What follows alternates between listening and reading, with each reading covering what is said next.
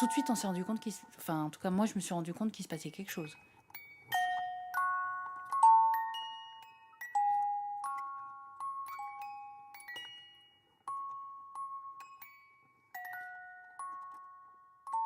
J'étais beaucoup trop petite pour me rendre compte que toute sa vie allait être bouleversée et la mienne avec. Mais je m'en rendais vraiment pas compte, je me disais juste qu'il devait déprimer ou j'en sais rien, mais je me disais pas qu'il était autiste. Milan, il a une forme d'autisme particulière parce qu'elle s'est déclarée très brutalement. Donc, quasiment du jour au lendemain. Il avait pour habitude d'amener son biberon le matin une fois qu'il l'avait pris. Et puis, un matin, il me l'a pas amené. Donc, du coup, je lui ai demandé. Je lui ai dit, bah alors, ramène-moi ton biberon. Et là, voilà, j'avais un petit garçon devant moi qui me parlait plus, qui me regardait pas. J'avais l'impression qu'il comprenait pas ce que je lui disais. Alors que la veille, tout s'était passé normalement, quoi. Tous les médecins que j'ai vus, ils m'ont dit, mais non, il va bien, on va vérifier son audition, peut-être qu'il n'entend pas bien. Et puis tous les examens qu'on a faits étaient normaux.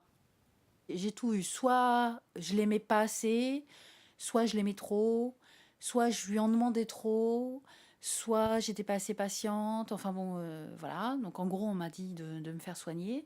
En tant que parent, on est complètement anéanti. Moi, en plus, comme je suis médecin, j'avais un peu la double casquette, ce qui n'est pas toujours facile. Je me réveille le matin et je me dis non, c'est pas possible, c'était un cauchemar.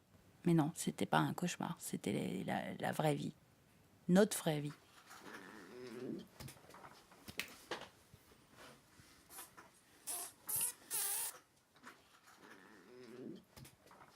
Il a surtout des TOC, c'est-à-dire des mouvements répétés, toujours les mêmes, avec les mains. Quand il était tout petit, il tapait dans les mains. Depuis des années, en fait, il claque des doigts, mais pas les doigts qu'on utilise habituellement. Il claque ses 2 ou 3 derniers doigts. Donc il a des espèces de tocs avec les mains. Et surtout, il a une hyper sensibilité auditive. Il a beaucoup de mal. On dit que les enfants autistes ont une hyperacousie. Et surtout, il parle pas.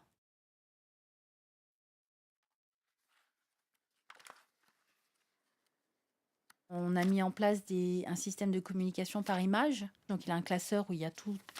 Il a des petites photos ou des petites images et il fait des phrases avec ces images.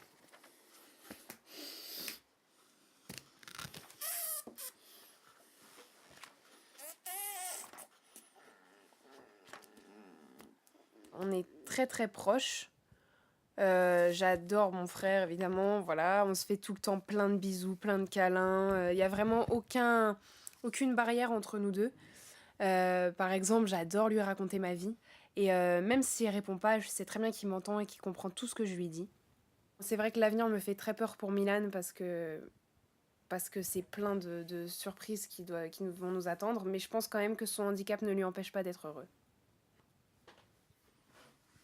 Le futur, ça c'est le plus douloureux, le plus difficile, le plus angoissant pour les parents en fait.